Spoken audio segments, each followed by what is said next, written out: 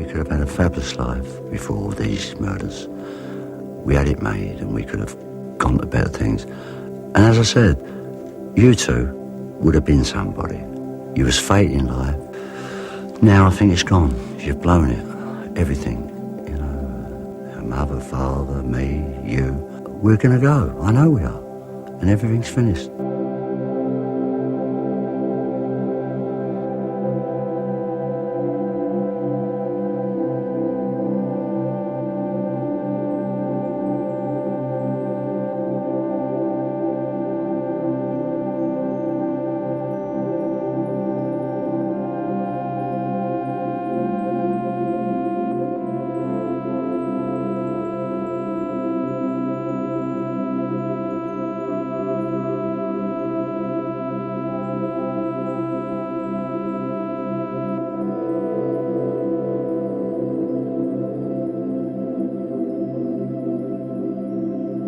I know Reggie and Ronnie for many, many years. And I know people who opened businesses, small clubs, and the gangs that you're talking about went in there and started breaking things and smashing things.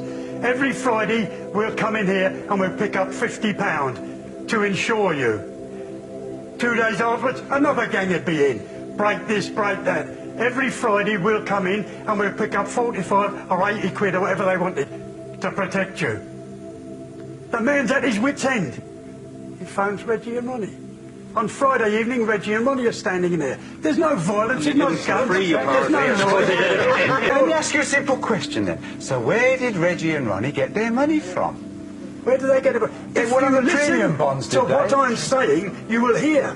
Where did they get the money from? The gangs came in, and Reggie and Ronnie said, you do not come near here again. You do never come near here again. And sorry, we didn't know. We're looking after this place. Where did they get the money from? I'm trying to tell you if you'll listen. I am listening, but get to the point, Tommy. The guy who owned the shop or the club was only too happy to give them 20 Yes, a donation. Yes. A voluntary. Tommy, listen, I might not have lived in the world you lived in, but I lived in a pretty rough world, and I know what a voluntary donation means. He knows what a voluntary donation means.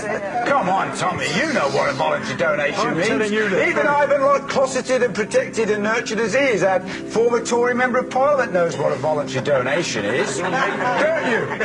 Was it safer? What do you mean, no? You were there. You were around, right, Tommy? You probably knew Reggie and Ronnie, they were glad.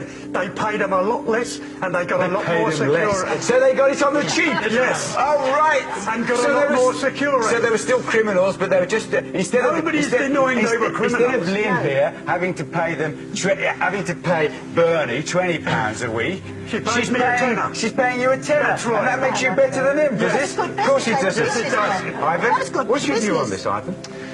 Well, the streets safer in those days. The view that if Ronnie and Reggie had been around today, the streets would have been safer is total nonsense.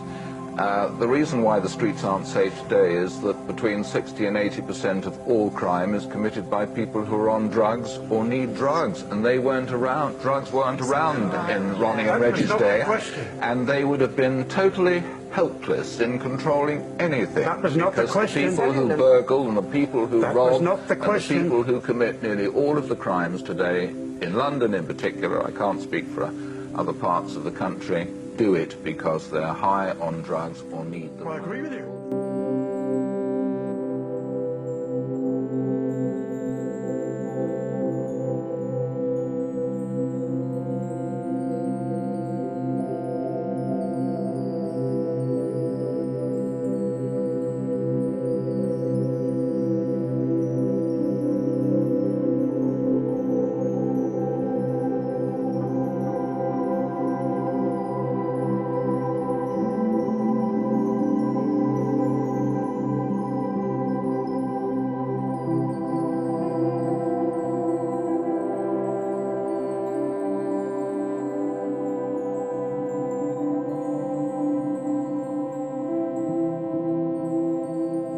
must say, I was born and brought up in the East End of London, and my stamping ground was around Roman Road and the pubs around there and so forth. And as a kid, I had never, ever heard of the Krays.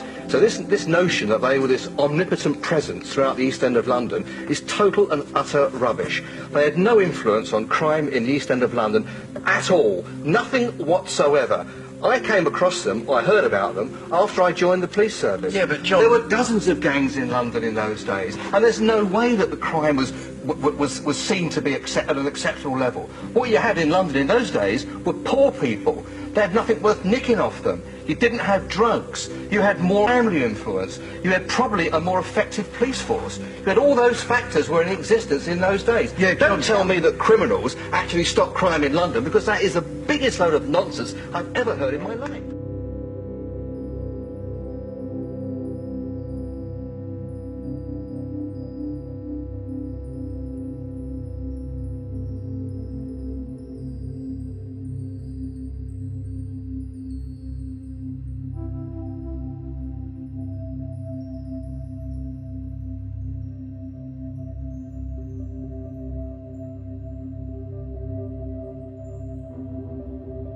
Why are we glamorising common criminals? Why are we, Eileen? Common criminals. Well, what else are Ronnie and Reggie were the most glamorous men I've ever seen in my life. They were common criminals. I don't care about that. I've never forgotten them, and all over the years I've sort of kept in contact with them.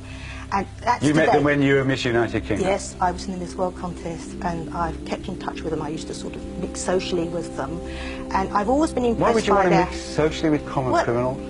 But they weren't common criminals. But they I mean, I were. thought Hollywood had hit town. You've only got to see, when they came through the door, I honestly thought Hollywood had hit town. OK, in Ronnie's case, it was a touch of the Al Capones, but we won't go into that. But they were Hollywood. They were definitely Hollywood. That's what's relevant, They've always what we been won't go Hollywood. into, the and Al that's why, Capones. when I go to the funeral later on this afternoon, I will step out of a 12-seater stretch limo for Reggie's sake, because if Reggie's looking for me up there or down wherever... This is a stretch limo we've got on the screen. This is what the thing you're hiring for the funeral this afternoon. That is my favourite stretch limo. Reggie would approve of that, and when I get out of that, I'm bringing Reggie in death what he loved in life and what he would see more of if he hadn't been incarcerated for over 30 years. What are you bringing him in death? I'm bringing him the glamour that he loved. He loved glamour. He epitomised glamour. You'll be bringing a big wreath as well? I will, yes. I will not tell you the words, but the words will tell the world what I thought of the man. And what did you think of him? I thought he was marvellous. I thought he was the epitome of style and glamour, and absolutely marvellous. And when he got older, he was a very sensitive man, and he writes poetry. He wrote, I'm awfully sorry, but I still feel he's with us. They tortured people, they extorted money from people, they intimidated people, they frightened people. Reggie had a twin brother who was slightly unbalanced, we know that. Ronnie was the stronger half of the two in that... Do you think they're glamorous? He's emotionally involved with him. I've never heard so much rubbish in my life. The Krays was murderers, they was gangsters, you name it, they were, whatever they was. I have lived in Tower Hamlets all my life, Bethnal Green. I live just 7 minutes, 8 minutes drive from them there. I used to work for a firm where we used to sit outside their house and see the goings-on in Mellons Road where the mum lived and brought them up. These are criminals. The people today, the media, television, newspapers, and the people like yourself and others around you, they just go there. I'll give you an instance, if I may. When the younger brother was buried on that particular day, it was in, as you know, coming down from Bethnal Green Road, and the police stopped all the traffic. I had to go to the bank up in Bethnal Green on the corner there, an office, because the police were stopping the traffic. I had to walk up there and coming back. And when I come back, getting here, there was lying 3, 4, 5 deep on the curb. And as I come along, I spotted my young sister, and I tapped her on the shoulder and I said, "What are you doing here, Reen? Haven't you got anything better to do than stand here and watch this?" "Oh no, I must see this." I said, "What are you waiting for?" She said, "I'm waiting to see all the film stars." Style and glamour is never outdated. That's why we carried it on for them. We don't care about the scruffy yobbos of today. Can I tell you, if I may, I live 7 minutes walk from the Blind Beggars. I detest acting to live behind Blind Beggars. OK, there's new owners passed on and on and on. I live there, bred and born in Tower Hamlets, and I was there. No, I don't have to leave. I'm not a gangster. I'm not a criminal. I've been brought up the way to respect people, and I respect the police very much. And he said, yes, I know. And I'll tell you what, I believe the police officer, Nipper, who actually done Nipper Reed, I reckon he should have been made a knight. Hang on, Tommy. Not the people who get the knights today.